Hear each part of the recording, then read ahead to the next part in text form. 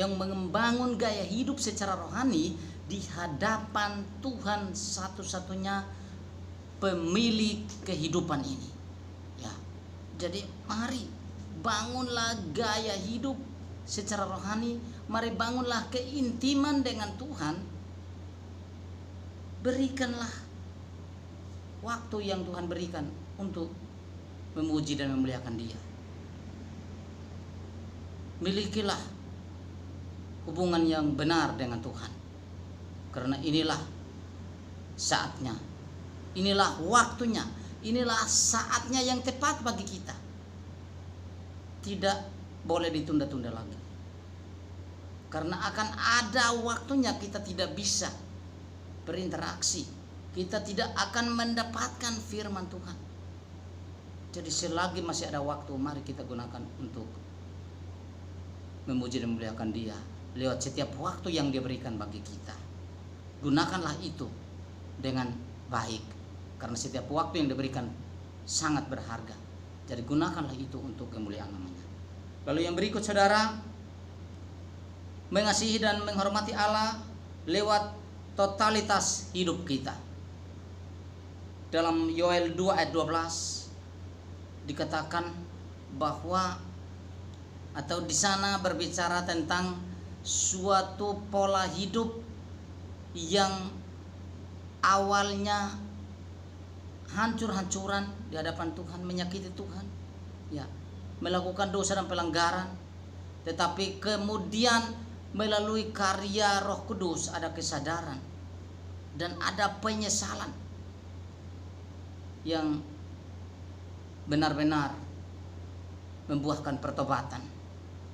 Dan hati ini yang dikoyakkan, bukan pakaian yang kita gunakan itu, yang kita kenakan itu yang kita koyakkan, tidak. Tapi hati, penyesalan itu Tuhan butuh hati kita. Hati yang jujur, hati yang tulus, hati yang ikhlas, hati yang sungguh-sungguh melekat kepadanya. Oleh karena itu, saudara-saudara, lewat kebenaran firman Tuhan pada hari ini, mari kita melakukan apa yang menjadi bagian kita, apa yang menjadi kewajiban kita sebagai anak, dan kita mengasihi Tuhan sebagai Bapa yang baik, Bapa yang selalu dan sentiasa mengasihi kita, dan kasih yang tanpa syarat, kasih yang berisikan kesempatan kedua, dan kasih yang berisikan tongkat dan cemeti. Dan mari mengasihi Dia dan menghormatinya dengan memberikan harta benda yang Dia sudah berikan kepada saudara. Kembalikan yang perpuluhan, kembalikan kepada Tuhan. Dan yang bagian saudara, gunakanlah untuk kebutuhan saudara. Dan juga waktu yang diberikan, gunakan untuk kemuliaan namanya. Lalu totalitas hidup kita, Dia butuh seluruh aspek hidup kita yang memuliakan Dia. Amin. Untuk kebenaran firman Tuhan, mari kita berdoa. Syukur dan terima kasih untuk firman-Mu ya Tuhan, yang telah kami pelajari siang ini, hari ini Tuhan. Kami tahu bahwa Engkau Allah yang sudah mengasihi kami. Untuk itu Bapa, biarlah Engkau tolong kami supaya firman-Mu dapat kami mengerti, memahami dengan pimpinan dan karya Roh Kudus-Mu ya Tuhan. Terima kasih Bapa, di dalam nama Yesus kami berdoa dan mengucap syukur. Haleluya. Amin. Bapak Ibu Saudara yang dikasihi Tuhan, kita sudah berada di akhir ibadah kita. Oleh karena itu, mari kita akan mengakhiri ibadah kita lewat menerima, ya, berdoa dan menerima berkat. Mari kita tundukkan kepala, kita berdoa.